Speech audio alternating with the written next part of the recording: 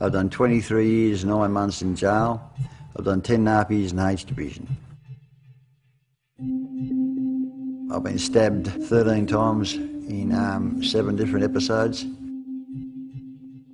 I've been hit on the head with iron bars. I've been hit on the head with claw hammers, shot once, been run over. I've survived 60 serves of shock treatment in 6 months, one serve every 3 days. They certified me 3 times, once at the age of 15, once at the age of 19 and once at the age of 23.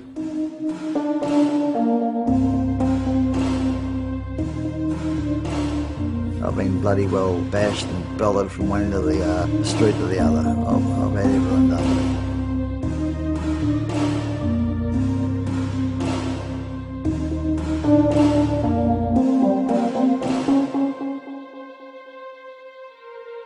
I wouldn't recommend going to jail. I wouldn't recommend my life to anybody. It's a bloody dog's life. It's a shit life, a terrible life. I wouldn't recommend it to anybody.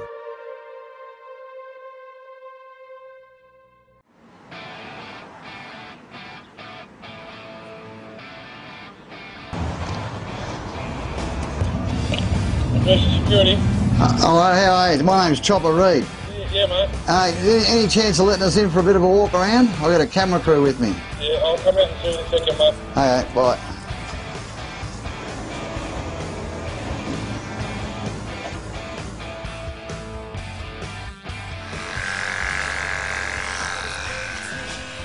Someone hurts your feelings? Yeah. Oh, well, how do you hurt my feelings? What are you going to say to me to hurt my feelings? What are you going to do? So you've got no ears.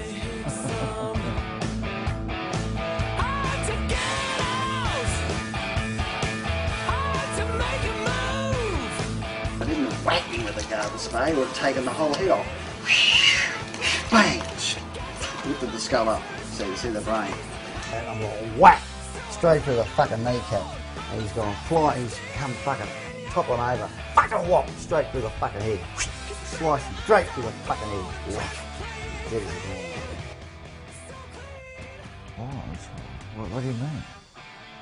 Obviously, violence. What does violence mean to me? What sort of question is that? well, is violence just a tool, or is it, No. is it an outlet? Is it a... Yeah, it's violence is violence. Yeah. You know, what sort of stupid question is that? Violence is violence. Blood is blood. Everyone is terrified of a psycho. I was a psycho, you know. Used to run around the mainstream jail with a tomahawk. And people used to avoid me like a plague. I don't understand the question, let alone be able to answer it. What's the meaning of violence? How do you understand?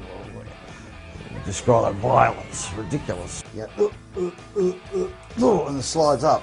Yeah, remember that. When you're sticking a broom handle up a cooker's ass, don't go up too deep, because you'll kill them.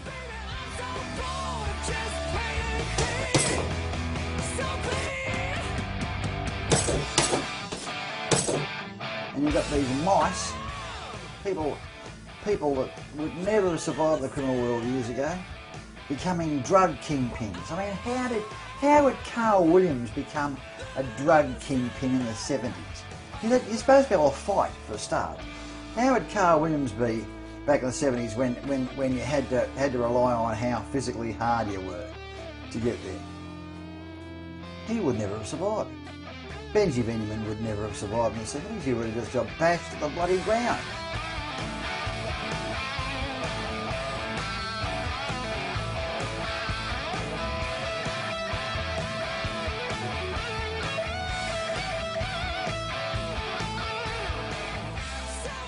No matter what you do, as long as you're well mannered, you can get away with fucking near anything.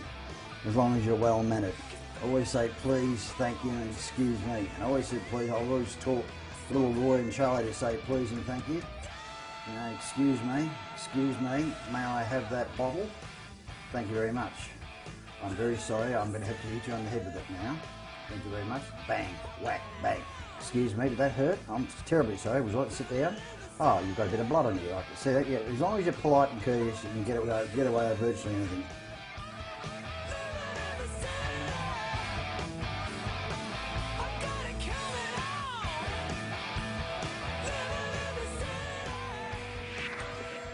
My old man, he used to get me to hold a table tennis bat. He'd fire at it with a 30-shot Ruger. You go bang, bang, bang in the centre. He'd say, bring it up. I'll bring it up. Bang, bang, bang. Bring it up. I'd hold it next to your head. And the gun would be trained it, and he'd go bang, bang, bang, bang, bang. He'd put half a dozen shots straight to the centre with this paddle. I'm holding it in my head, and he's about 30, 40 feet away.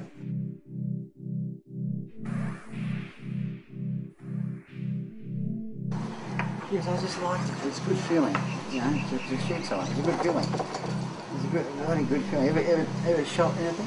No, It's a good feeling. It's a good feeling to load the gun up and to go out and whack, bang. It's a good feeling.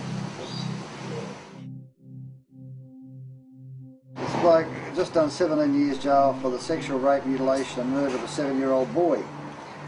3 weeks after the Labor Party let him out of jail, he come back to Pentridge 3 weeks later for the sexual rape, mutilation and murder of a 3-year-old girl. And he cut her between the legs with the severed lid of the jam tin lid, right? And had sex with the bleeding orifice. So I've got on his bed and I've jumped from his bunk onto his head. From his bunk onto his head, from his bunk onto his head, from his bunk onto his head. When I got down to the kneecaps, he's still alive. So I've taken his shoelaces off, he tied his hands behind his back, taken the sheets off of the bed, tied them around his neck. Me and Mancello lifted him up. I tied him over the top railing of the Observatory gate.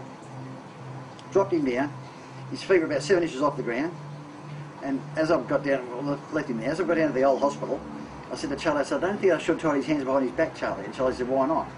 I said, if people commit suicide, don't tie their hands behind their fucking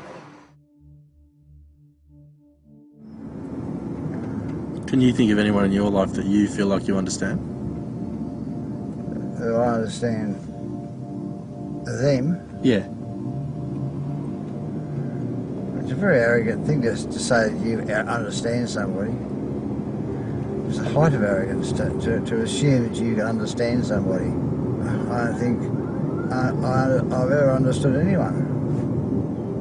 Yeah, anyway, what's that supposed to mean to be able to understand somebody? I mean, I think there'd be a lot of people who want to understand you. Yeah, I know, but I'm never going to. So, you know, why did that man cut that little girl open with a jam tin? Have sex with her body. She died halfway through it. Why did he do that for? Terrible thing. Well, who wants to understand what makes an animal of that tick?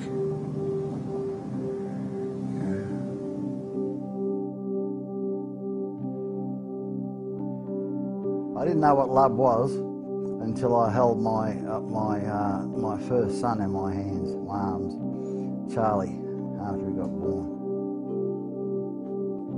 The first time in my whole life I understood what the word love meant. It sort of like made me a member of the human race. I felt, you know, very, very vulnerable. I used to feel untouchable before, that no one could hurt me or touch me. But when they were born, I realised that people could hurt me.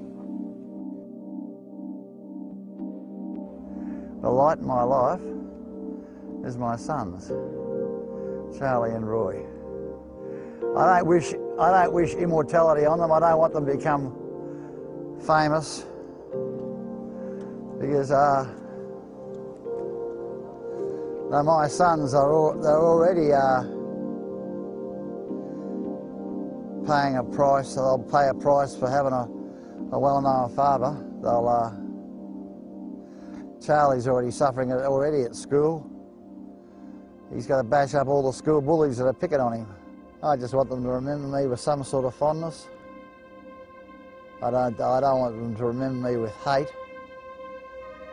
That's all anyone can ask, that you're remembered kindly by them that love you, and you're remembered forever by them that hate you.